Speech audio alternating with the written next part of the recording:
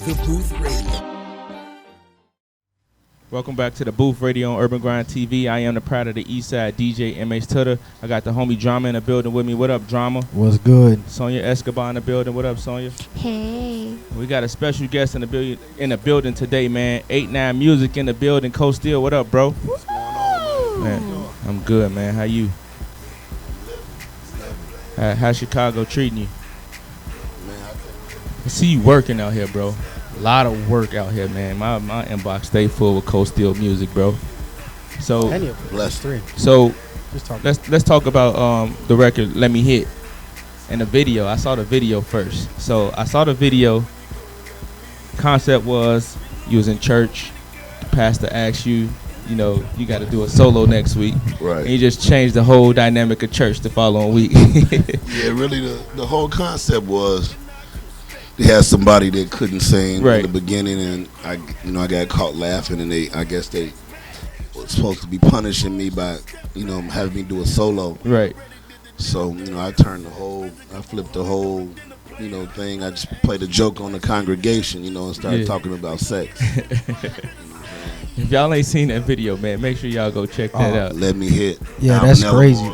Alvin Elmore, And a big shout out to everybody who participated in it. You know what I'm saying? It was a big success. We're still pushing on it, No doubt. That's a dope. It's original, dope concept. You did it in a hilarious, funny but serious kind of way. Right.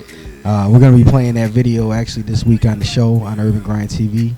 So for the people who don't know Coach Steel, give them a little bit of background on you and tell them, just how you started and what made you decide to do rap and acting and the whole nine. You know what? I always loved rap, but I really had no real interest in it. I did like a year of college, and I went straight to hustling. Okay. And so standing out all day, I'm thinking I'm doing a little something, and then a few of the guys from the area that wasn't hustling at all, they pulled up in a brand new truck, had the jewelry, everything was. Yeah. I'm like, where the fuck y'all get? I'm like, where did y'all, how y'all get that? And, they had got a deal, they got signed with Profile. It was years ago. Okay. And then, eventually I just wound up trying it. I think the first thing I did, it was like something called Villains Got Feelings Too.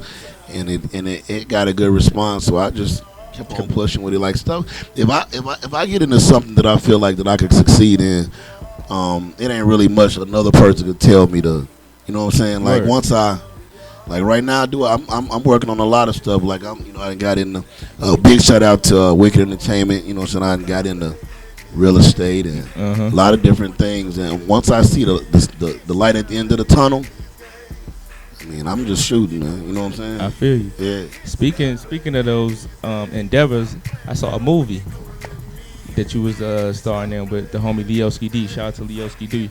Called A Part of the Game. Yeah. That's a dope movie. How did that come about? And tell the people a little bit about the movie. Actually, Breezy and I forgot I hate to not give certain people credit, but Breezy from Breezy Entertainment was the company behind creating the movie. And when she wrote the movie, her and the other young lady, I apologize for not remembering her name, but they wrote it with me in mind as far as being the lead character. Okay. But it took like maybe a couple of years to materialize, and once we got everything we needed, it was basically a situation where she said she was ready, and she started talking about these the cameramen, and I was like, you know what, at this point I don't even want to do it unless it's like we're gonna deal with like Alvin Elmore or Noise from the Visionaries. And I think she just got a better deal with Alvin. And once we started working, though, it was a fun movie. It was about two artists basically battling for position and murder and mayhem, the whole nine, man. This is my first acting debut to an extent. Okay. As of right now, though, I've since then I've done work on the Obama story. Okay. So that was like that was something that this was an independent film that we all did like on the love and just out of respect and whatever. But like since then, we've been getting like decent little paying gigs, to be extras. I haven't did anything with like a a talking part or whatever yet, but just mingling in the area. I actually go to acting class, start acting class next month, and I hate to be all day, but I actually start acting class next month, and I'm doing a new short film with the Visionaries. Okay. It's called Sage, and he wrote it with me in mind of being the main character in that one. So hopefully they'll turn it into a web series, and we can make it happen. No doubt.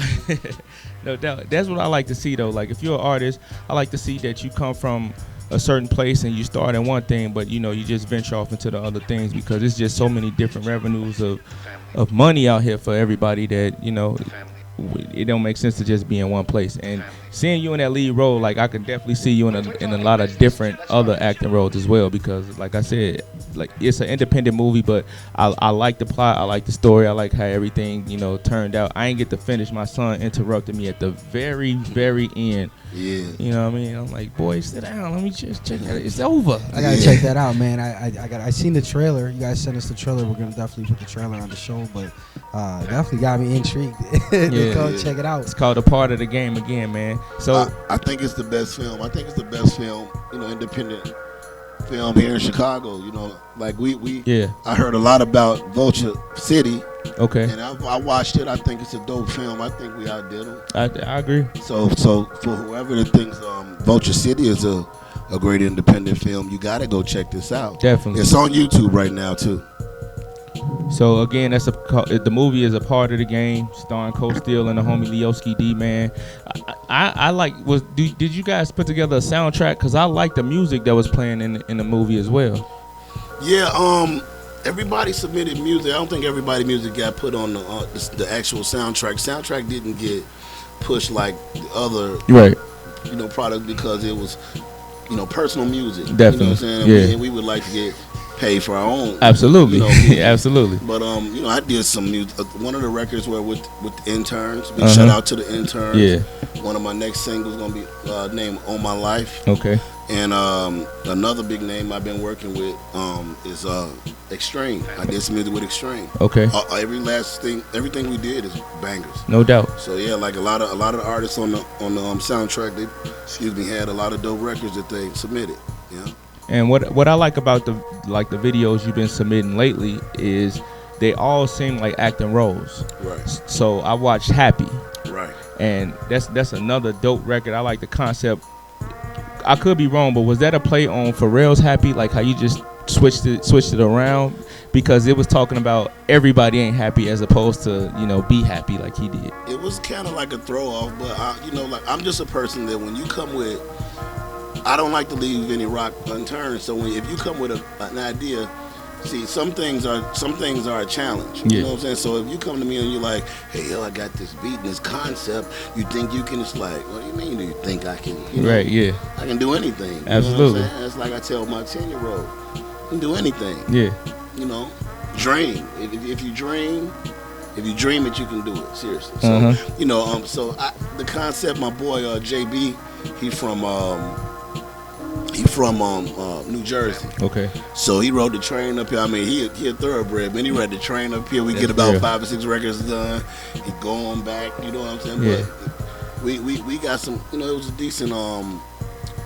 The concept was good. I let my buddy, and see again, there I am with these names again. But the guy who shot the film was the one who I let him have full control of the concept, because I like, not because when I give you an opportunity, if I like it, we can run with it. Absolutely. So yeah. I did like what his thoughts were as far as how we were portraying the video of the record, and so we just ran with it. It was dope. I like it, man. I like the concept. I like I said, it made me think about the Pharrell's joint, but just the twist on it. Like, man, everybody ain't happy. Everything ain't always all good. Yeah. So it's a lot of stuff that's going on that we smiling, but it's not. Sometimes there's no real reason to smile. Definitely. People do it to just to stop from crying. Right. You know what I'm saying? So yeah, the concept was basically it was a twist on that. Though. Okay. Yeah, that was his intention. So you got any other projects or anything you working on? We working on a project now. It's untitled. again, we're gonna be doing a regional radio run. We just picking a new single right now because the first one we had with Down Chase Money, that was a song that really in my eyes wasn't intended to be a lead record. Yeah. But my boy Sleepy, like from Wicked, Okay. he had a gut feeling and he ran with it, and basically we made some noise, but it was like, you know, I had him to just like discontinue what we were doing because I didn't want to go too far financially, nor, you know, just as far as energy wise either. You know, I wanted to trust me. I trust you. You trust me. Yeah. You know, I've been in a good place musically without no money. Mhm. So now that we got something, we got a company that's supporting and doing different stuff. It's like you gotta trust me on something. Don't just take the wheel and drive because you know then we point the finger at you. So no, we got a clear understanding on how business need to work. You know, sometimes you got to take that learning curve, you know, and capitalize off of it. Yeah. So, yeah. So another thing I like is like you do features with who you got some really big features, like the Hot record, the Up and Down record, and the Ops remix with Bo Deal. How do you decide who you gonna collab with, and also like what makes you decide, like with Chicago sometimes being so divided, especially in hip hop? Yeah. What makes you decide like, okay, I can go out west and work with Bo? I know Bo, he a real thoroughbred. He like you, he a real one. And Hot, what makes you decide that who you gonna work with, and how do you pick, you know, what you gonna who features you gonna be a part of? Okay, no disrespect, bro. So I did the record. I don't do music with Hot no more, but I don't have nothing against them. Okay. But we did the music that we're gonna do. No doubt. That didn't work right, so we ain't gonna do no more music. But I do wish him the best and everything that he got going on. 100. As far as Bo, you know, me and Bo, our groups bumped heads at first, and we smoothed it out. And he turned out to be, like you said, real similar to, you know, to how I was, a real stand-up dude. Right. And we wound up doing a lot of work before that happened. Actually, I took a hiatus and I did CoStill.com trying to help a lot of different artists. I was gonna get into that. Yeah. The hiatus as well. Yeah. So, you know, I took a hiatus and I was trying to push a lot of different artists. See, a lot of people don't know I was the first one that posted Tink and Dreezy. Right. And Fake Sure Drive. And I know that, I mean, you know what I'm saying, not that we had a personal discussion on, but FSD, I know that they saw but I'm glad that they did it because I know that me learning the ropes at that time, I couldn't take them to the next level. Right. So they saw the young ladies grinding over there at FSD, and they helped them get to the next level. Big shout out to Dreezy and Tink or whatever have you. But for the most part, when I decided to get the wheels back turning, because I was always recording, but I was trying to set up my strategy. Once I told him that I'm about to get started again, he just reached out and he said, yo, I'm about to do this. I'm an ob. If you finna get back started, man, let this be the first thing you come back with. Yeah. And I was like, no doubt, that's love. You know what I'm saying? That's why, you know, it's people like Bo that you know, ain't no, even though we are similar, we different. Yeah. But we be 100 though. Absolutely. You know what I'm saying? Like Absolutely. everything Bo do, I ain't gonna say I would do. Yeah. Cause Bo know that it's certain features and certain stuff that he did that I don't rock with. I don't rock with certain people. I got you. And vice versa. But at the end of the day, like Bo has done stuff like, you know, inspiration to like my nephew. My nephew was a freshman in high school. Yeah. Reaching out to me, you know, my uncle, you know, and he like, man, Cole, is this your uncle? Your nephew? Yeah. Well, I'm gonna give him the verse then, you know, and I mean, on the strength. Yeah, definitely. So it's like it ain't really much that he can't ask. Like if he asks me for something, I'm there. Definitely. You know what I'm saying? I could be 100% honest with him and vice versa. So that whole situation is dope though. For those that don't know, let's say outside Chicago or throughout the nation, tell them about the Op remix. Who was on it? What are some of the stuff that maybe the music represented? The Op remix, it was me, Bo, Leoski D, Ill Will, Waka Flocka, the King Samson, then the Killer Kales. That I don't know if I named everybody, but it was an all-star lineup locally. Locally definitely. As far, so it was an all-star lineup, and the concept came from, Bo do music. A lot of times that the young people they get into all these beefs that don't have nothing to do with us. Yeah, definitely. You know what I'm saying? We done ran the streets already. We did certain. I mean, I mean, ain't nobody no fool. Everybody know how to defend themselves. But I mean, your beef is your beef. We ain't gonna twist that up and you get that. So when you do a record with a BD, the BDs expect for you not to do a record with the GDs. Yeah. And vice versa. Yeah. And so that ain't how he worked. So what he did was he did a record with trying to. I mean, you know, he was. Keith was bubbling. Yeah. You know what I'm saying, to a degree, but he wasn't on. Yeah. So he did a record with Keith with hope to further his career. He brought Walker to the building. Right. So, you know, and then he did it, and then I don't know what type of relationship they had after that, but shortly after that, he brought the same opportunity to P. Rico, which they were opposition at the time. They were oppositions, not just oppositions. They were direct oppositions. They fought definitely with each other, and so it was just like, you know, they started calling Walker and Bo Ops and all that, and then he said, you know, if I'm a op, then, you know what I'm saying, he just kind of like fed off of it and gave his message and the way he viewed things, and just brought us in on it, because the way he think is the way I think, even though I ain't gonna touch everything that, you know, it depends on what they involved in, but I ain't gonna touch everything. But you can't tell no grown man who to do music with. Yeah, you know what I'm saying? Exactly. Yeah. And that's supposed to be the thing with hip hop. It's supposed to cross all boundaries, and it's supposed to be a positive outlet as opposed to a negative thing. And I think that's where some of these shorties out here got it messed up. Yeah. Messed up, and they're paying grossly with their lives. So I salute you guys. It was a dope track. For people that don't know, I'm sure we'll get it up in the mix. Yep. And let everybody check out the track, man. So Cold Steel, where does that name come from? Well, it was basically a throw off from some gang stuff. You know what I'm saying? Okay, that's honest answer. Yeah. So I started off. My name was Cold Stone in the beginning, and then, you know, like everybody that was involved in the group. Like, because I've been doing this for quite some time, so everybody that was involved in the group, which was called Verbally Diseased, that's where this whole A-Damn music, it kind of, you know, evolved from Verbally Diseased. Rest in peace, my boy, Killer Sin. You know, I was Cold Stone, and when we used to do shows, you know, Chicago was predominantly gangsters. You know what I mean? So, you know, we used to do shows, and sometimes we get turned up and I lose myself on stage. Hey, this your boy Cold Stone, and then you'll see the crowd go, really? Right, yeah. We'll talk to you after this. You know what I'm saying? Right. So we had a couple of different things that made me, you know, because everybody in our neighborhood, it was like, if your name was, let's just say, To the Stone. Yeah.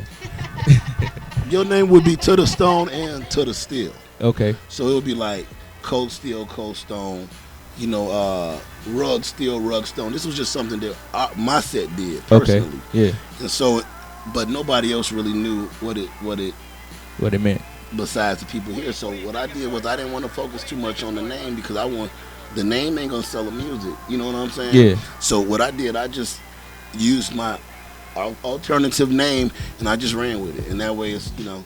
And I've wound up explaining it 100 times since we, you know what I'm saying? Right. Because I've noticed that it's probably nobody else in the world named Cold Steel.